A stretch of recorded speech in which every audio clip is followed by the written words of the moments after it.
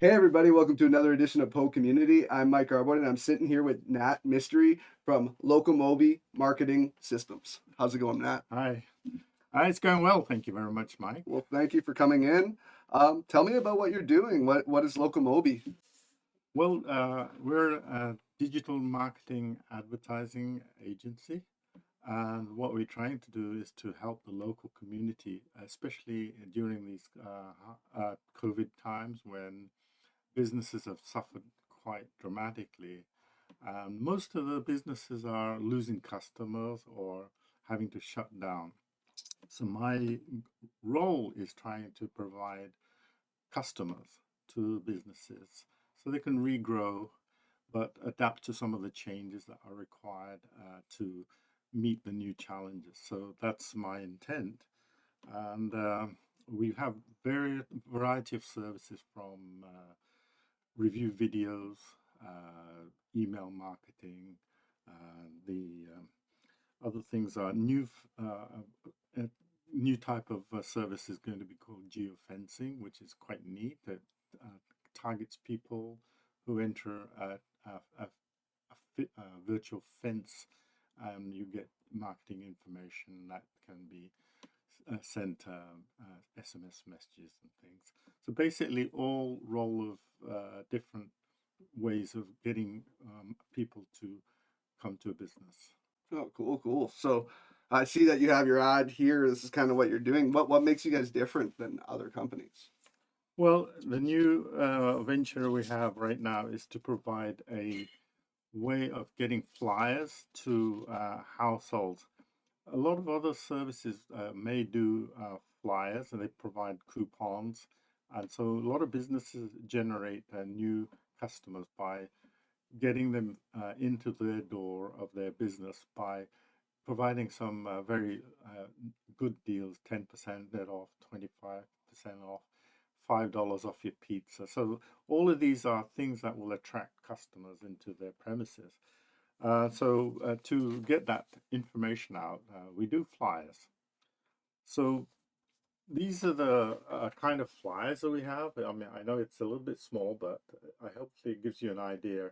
So the number of ads on a sheet, which is a glossy sheet, a 9 by 12 glossy sheet, and ads on both sides.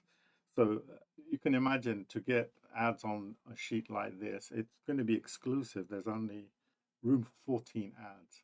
So if you come on this sheet, yeah, it's exclusive to you.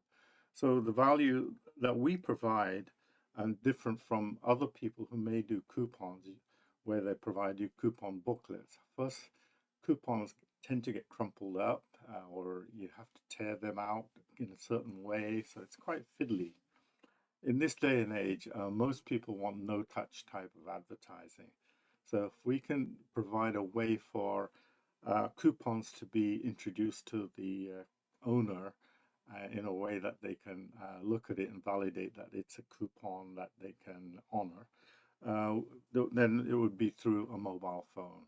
So how will you do this? Well, there's the unique things is we can have a QR code on the coupon, and so when you get this flyer with a QR code, you can scan it, and automatically you'll have your coupon. So that's one way.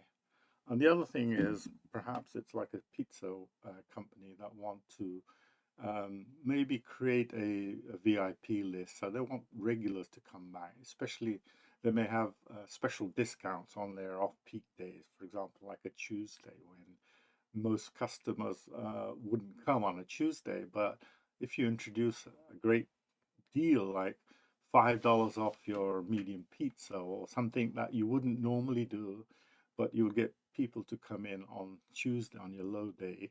So you could have a list of people on your phone number and send an SMS text message out.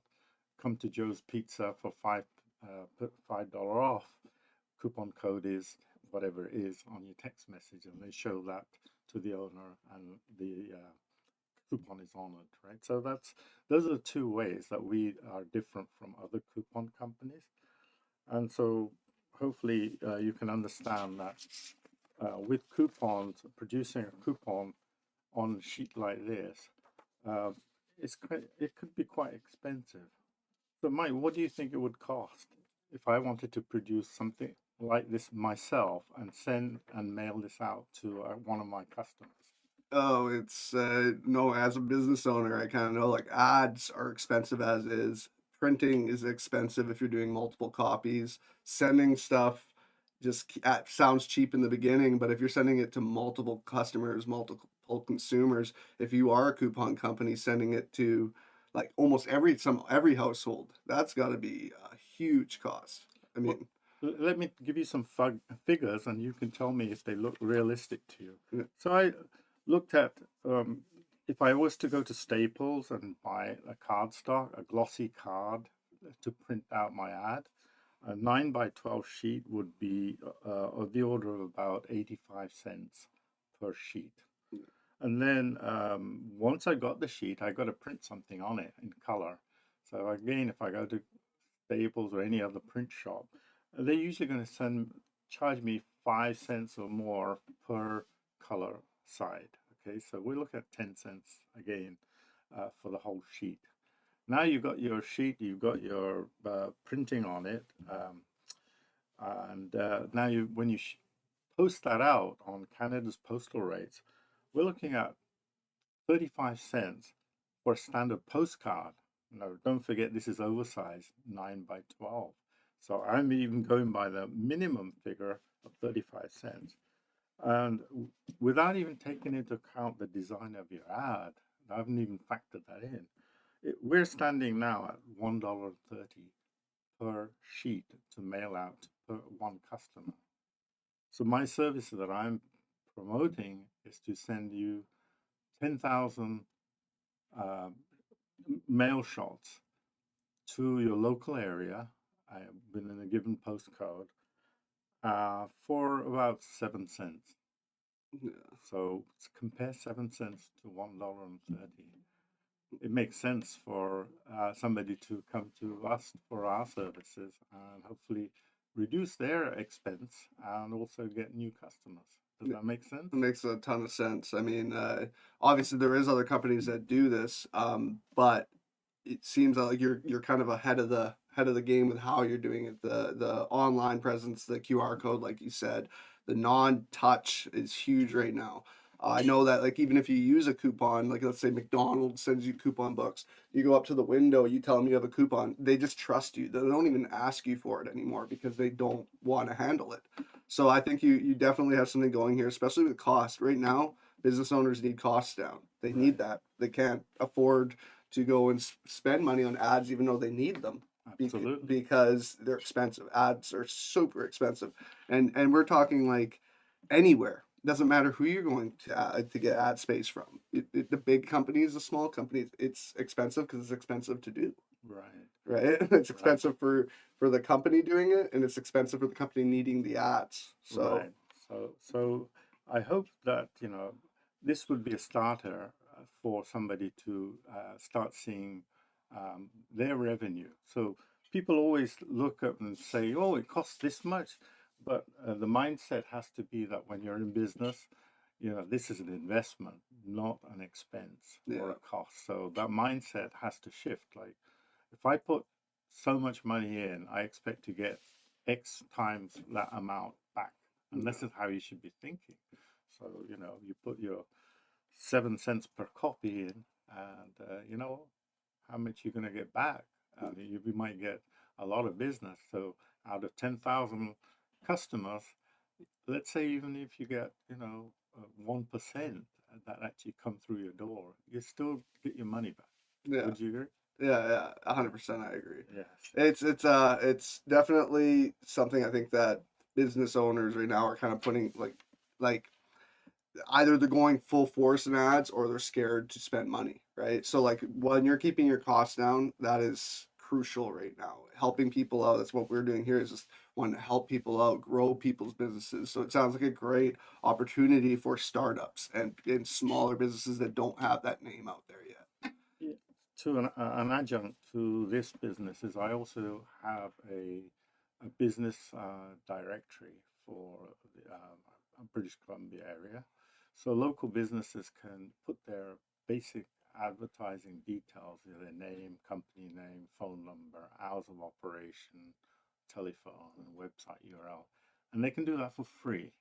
Yeah. So this is something I hopefully will help our local businesses. So, when you give back to the community, I'm sure that, they will, the economy and everything else will come back to us in a different way as a reward for all that. Yeah, that definitely. It's very nice being part of that though. Like also like helping people out right now. Like yeah, it can be hard kind of going out of pocket and just doing stuff for people out of pocket and not really getting that return right away. But Yeah, like you said, it's like plant right now.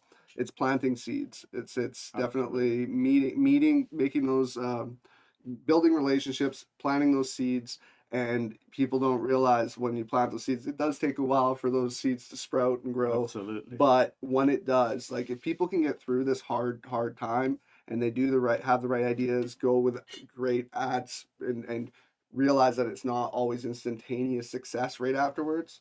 I think that's where a lot of people dealing with ad companies are unrealistic with them, where it's just like they pay a ad company so much money and they want overnight success, and it's not really how it works. And this is quite true because I've seen people who advertise things that really don't mean much sense to a local business. So you tell a local business, a marketer will say, I can give you 10,000 impressions and I can increase your SEO, and, but a local business owner doesn't understand what that is and what it is to his business. All he understands is how many customers will come through the door after I take your services. And that's really what is important.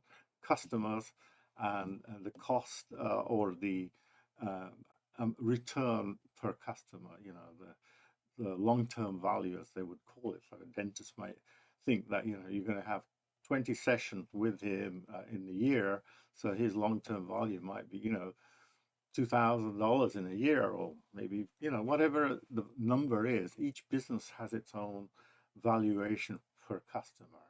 And so they need to see the value of getting those people through the door. So putting things like, we've shown your ad to 10,000 people. The real question the business should be asking is, so how many out of those 10,000 are actually going to come through my door? That's really what counts, not how many you've shown it to, but how many actually convert into a sale for you. Yeah, Right? yeah, that's I feel like it's very confusing nowadays, especially for even business owners that have been doing it a hell of a long time. They've been doing it a long time, but they're new to this new generation of like how businesses are run, like internet media is so crucial to businesses, websites, and all like that's where I've seen these like mom and pop shops now, mom and pop businesses since COVID hit. I think that's who's been really hit the most because they didn't have that presence. It's always been just like that word of mouth, that success story from being around for so long and always having those same customers walking into your business, not wanting even not you don't want to grow, but you don't need to because you have like a group of people that know by word of mouth who Yeah. you are. Yeah. As soon as COVID hit and they're telling people to stay home and you don't have those people, and those people don't go online either because a lot of them are older generation. They're not going online to promote your business. Absolutely. Who's going to your business now? Yes. Yes. If you don't have a website, if you don't have ads, you don't have marketing, you don't have. I feel for a lot of mom and pop shops that don't have their kids or something working for them Right. that give them that idea like you have to adapt with these times, and that's where businesses are either flourishing right now or dying. Is Right. it all has to do with adapting to what has been given us and what is the future? It's virtual, right? Right. And I want to give an open invitation that if you're a local business person and you're confounded by all these different things that are out there and people trying to blind you with technology, well, you know what? Spend 15 minutes with me, give me a call or email me, and we'll sit down, have a chat, and take an evaluation of what your business is and take a look at what are the things we can do to get the results that you're looking for. So sometimes it's a 5-10 minutes chat is better than just going to a website and trying to fathom out whether it's of any relevance to your business. Yeah. So I'm happy to take any calls or emails and respond to that business and hopefully give them the help that they need, a consultation free of charge. And maybe, whether they give business to me or not, at least I'll have helped them to think about what they want to do and plan for their future growth.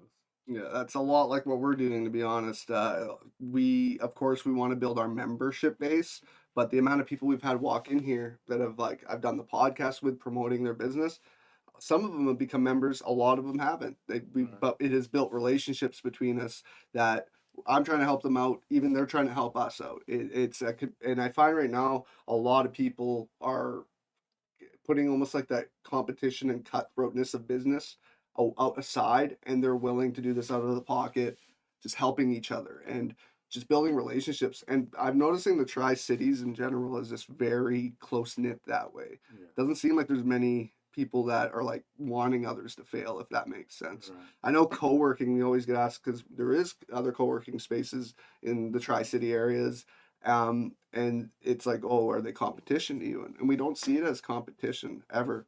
I think there's space for everyone, but with us, we have a niche, we have a different vibe than most corporate places. Right. We want to have the members that want to be here and fit in being here. And luckily, you're one of them. We love having you here. And I love what you're doing here because have you been thinking about this for a while? Has it been since COVID? Were you doing it before? Well, I've been looking at different uh, ideas and trying to figure out what's the one that's going to give the best value for a local business. Right. So Yeah. my focus is on local business. So I look at local business and I see where, what is the biggest needs they have, and the biggest need is to get their message out to other people, to the local community, and I can do it by a website. And websites, as you know, that it depends. It's whether you're looking for something. So if I'm looking for a local Italian restaurant, I'll go on the Google and do a search. And in my search results, I will see all the local restaurants have Italian base within, let's say, 5 kilometers from here. But I have to be in that mindset that I'm looking for something. Yeah. So sometimes that's not going to work because you need to tackle it a different way and present a possibility to them that they never thought about. So giving a flyer, for example. Oh, I didn't know that, Joe's spaghetti house is, that near, and they give this kind of menu for this price. This is reasonable. Let's give and try it out. Yeah. So you weren't searching for it, but you now get programmed in the mindset of actually trying to explore and discover whether this is a good thing for you or not. Yeah. Whereas if you'd have to be consciously looking for some in like a restaurant through your mobile phone or your Google app or whatever, right? So it's a very different aspect. It's the same idea in marketing, but you have to think about the mindset of the customers. What is it? Where is their mind at any given point, right? It's just like when you go and now we just had Super Bowl, right? So Yeah. many ads come on the Super Bowl that people maybe never thought about certain of the products that come on the Super Bowl, but they suddenly their mind starts to think about, hey, yeah, I think I need this product. Yeah. You weren't thinking about it, but your mind is triggered to do that. Well, and it's also if you're attached to certain restaurants or certain businesses, and you've always just going there, not because you're obsessed with it, but it's just your normal. That's what you've always done. You get a coupon for a place you've never gone to that you've kind of been on the fence of trying somewhere new, anyways. All of a sudden, you get $5 off of pizza of a new place you've never tried before. That's more Right. likely for new customers. It's not. You'll get your Absolutely. old customers that love going to you all the time. They'll be like, "Sweet, I got a coupon." But then you get the new customers who never heard of you. That's like, do I go here tonight, pay full price, or do I try this business that's giving me a Absolutely. deal? Right? Absolutely. So that leads me into that reason for having a QR code and or the text messaging, because that's where the coupons stop with some of the other competitors. The coupon introduces a new customer perhaps into their establishment, but what happens is, in marketing, one of the things is that to get a new customer costs, let's say $10 to get a new customer. But to keep the old one and keep them coming back, it's probably half the cost. So maybe it's $5, right? Yeah. So it makes sense that you want to create a loyalty type of program to keep them coming back. And so pizza places do that. And by having a text messaging system, when people text, we collect the information on behalf of the customer, and we can then do almost like a mail out, an SMS shout out, whatever marketing that the owner wants. If they want to say, hey, there's a Valentine's special. We're selling, flower shops saying, we're giving roses for whatever it is, so they can do an SMS blast to all the people that normally would have bought flowers anyway during the course of the year, send it out. So now there's so much value because now you can retain your customer, have them coming back, and you've got a regular clientele list that can grow over time as you add new clients to it. Yeah, that's great. That's amazing. I'm glad you're doing something like this now. It's definitely needed in Yeah. these times. So this is pretty cool that you're doing this. Is there anything else you want to add about what you're doing? Like, is there any other things you want to talk about? What makes it different? What makes what your history in doing like marketing for people? Okay, so my previous role prior to the COVID pandemic was I was a business analyst. So I understand how businesses operate in terms of what they need, and I do a lot of kind of analysis on their data, like how they're operating, and most of the things I've worked with were on loyalty systems. So I have a great deal of experience on loyalty systems, Cool. especially for the restaurant business, and so I like to apply some of that information and knowledge here. Also, my previous background to that, I'm a technologist. So I have a lot of experience in the telecommunications world. So I understand things about cellular networks, Wi-Fi networks, but not relevant in this situation. So it's a career change for me now. Yeah, So I'm focused more on helping local businesses. well, that's awesome. Yes. Where can we find you? How can we find Locamobi? I will be giving you a sheet with the information, a contact information, Uh, and I will set it up so that if you want to set up a booking with me, a consultation, a free, 15, 30-minute consultation to see how I can help you and perhaps, steer you in a direction, whether it will promote your business or maybe give you some ideas to think about for a future, then by all means, I think I'll have done my job. yeah, And hopefully the customer feels that, there's people out there that can help in my situation. So yeah. yeah, I will provide you the information with my contact information, a website, and a booking calendar that you can book a session with me. Cool, cool. And that will be posted at the end of this video as well too. A nice little graphic showing how to reach you and how to take advantage of this great thing you have going on. Yeah. Well, I just also like to do a shout out for a Fountain Network. I mean, I've been here for it's about 2.5, 3 months. Yeah, Uh, One of the things I found is that I've come across a lot of really good professionals in their line of business. And it's always nice to see what other people are doing and to see what struggles they're facing. And, in one or two situations, I've been able to help them, and they've helped me as well. So it's a two-way process. So as a networking environment, this co-working space is just wonderful. I think what you've done is you've found the right niche at the right time, especially in this pandemic area where people are forced to work from home.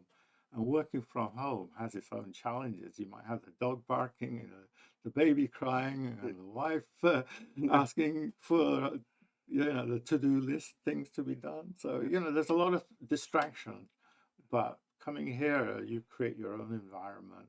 And then when you want to take a break from that, you're able to mingle with other people. yeah. So that's a great, great thing that you've done. So I'm very proud to be a member of That's TFN. awesome to hear. Thank you, thank you. We really want we want to build a community. We want a community here. That's our biggest goal, is to take people from all different industries, and put them in here, build relationships between those people, because I don't think people don't always know that how much different industries can work together in different spots. So like if we Absolutely. have people here that are into graphic design, videography, all that kind of stuff, and you have business owners, startup business owners, entrepreneurs that have they're geniuses in, let's say, the tech field, but they just don't know how to do all that marketing of themselves, and they go and they'll contact some random online that they'll email back and forth, and they don't Yeah, get really what they want across. There's nothing like human contact. There's nothing absolutely. like face-to-face contact. And we've made it here that obviously COVID is, people are scared to go out. Some people are really scared to see other people, but this place is really, we've made it safe. It's plenty of space. People can talk to each other and not being in each other's faces. And I can already tell the people that we have here on the daily or a few days a week, everybody seems to be getting along, and they appreciate each other, and that's what we want. And I consider this as a home away from home. Yeah. So, the when I think about office environments, when I was working in office, sometimes I found that some of my best work got done by the coffee machine. Yeah. So you go to pick up your coffee, and somebody else will be there that normally you don't talk to because they're in a different department or that.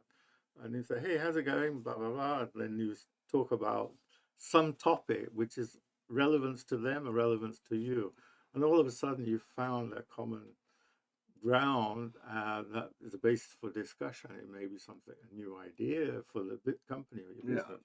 So I found a lot of those work well. And then in the same way, in TFN, I can just go for a coffee and I chat with somebody. I say, "Hey, what are you up to? What's you doing? What's the latest?" kind of thing. Yeah. And sometimes they say, "Oh, I really could do with some help on that," and I'll either offer help or give them a resource to go to, or vice versa, and say, "Hey, about graphics and artwork.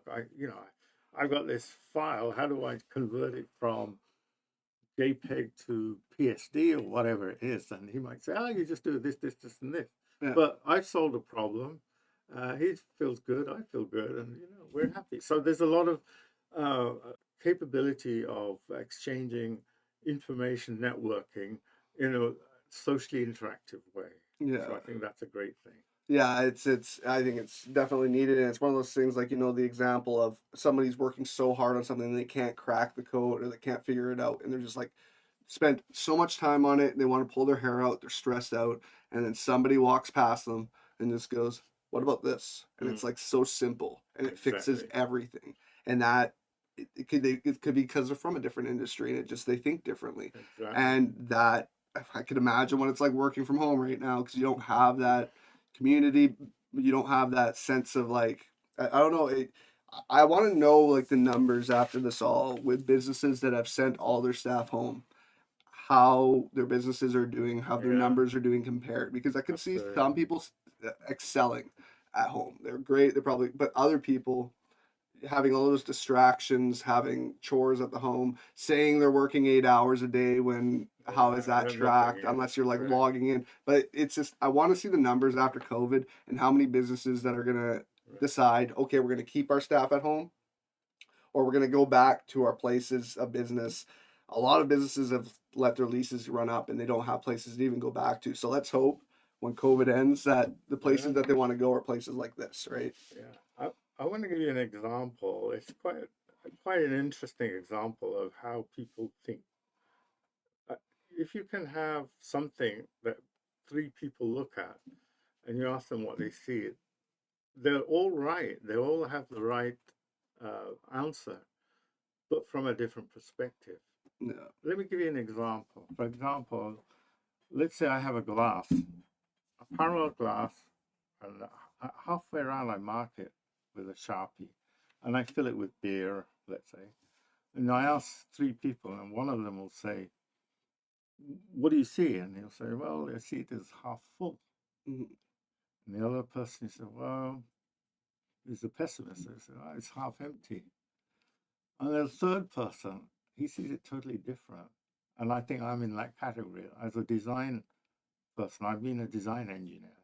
So I'll look at it and say, hey, you know where that mark is? Cut the glass or a layer.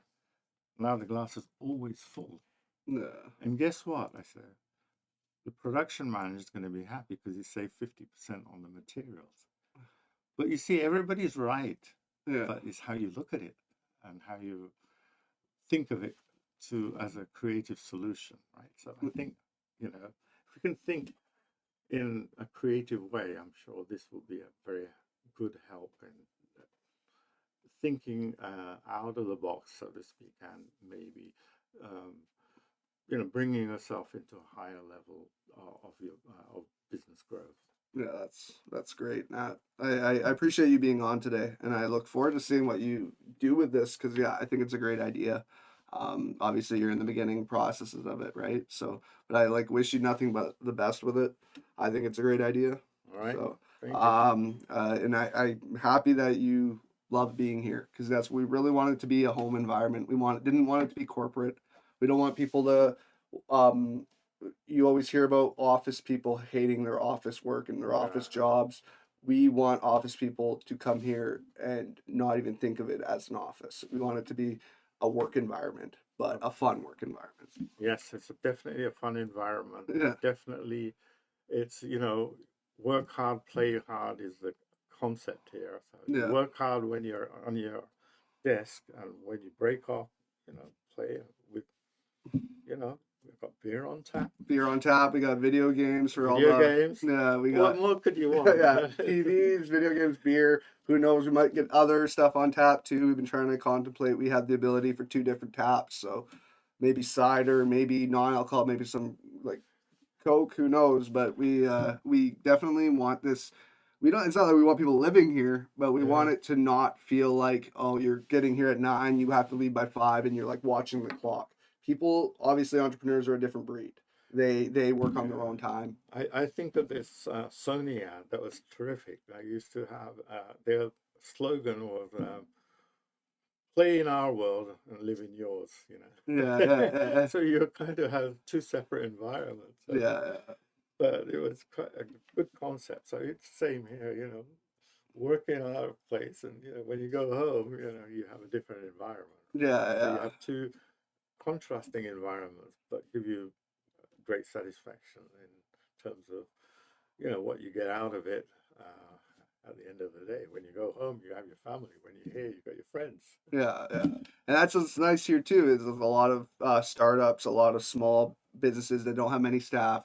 So it's hard. You don't hate who you work with because you're working with yourself and you're working with other people that you can choose who you get along with. Absolutely. So it's like, oh, if you don't get along with somebody, because let's get serious here. Nobody gets along with everybody. Everybody has like some people are introverted, some people are extroverted.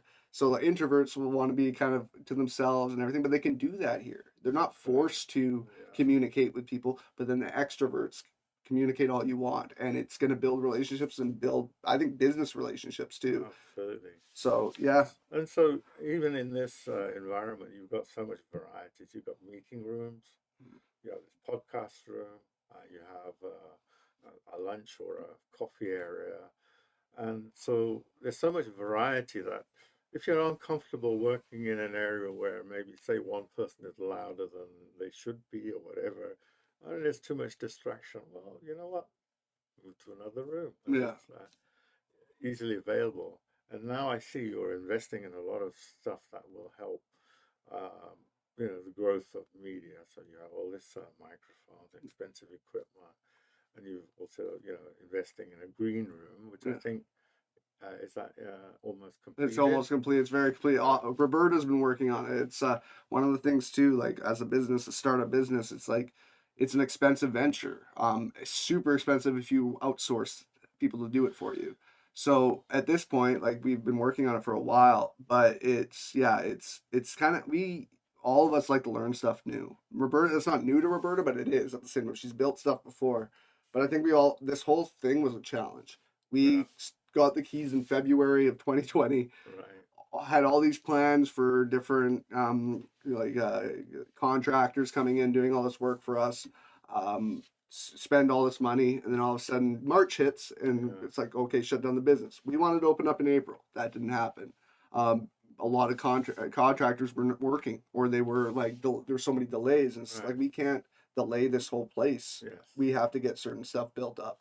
So we took care of what we needed to for the first place. The study, the like co-working area, we wanted that done right away. That's always been the last plan. It's taken a little bit longer than we wanted it to, but it was always, we wanted to be running before that was done. So it's still happening that way. Should be done within a month. I'm thinking within if even sooner than that, because all it needs to do is the rest of the plaster and paint. But the hard part is done. The really hard part is Every done. time I go by that room, I see the progress. Yeah. I know this work in progress.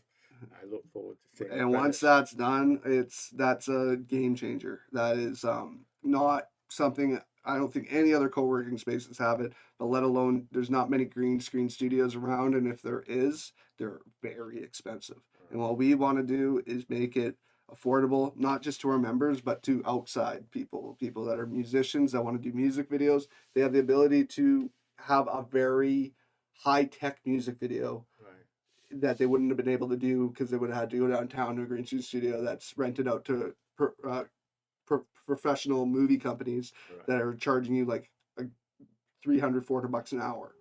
We don't want to be that. We want people to use it. We want new people that have never done it before, try it out. Exactly.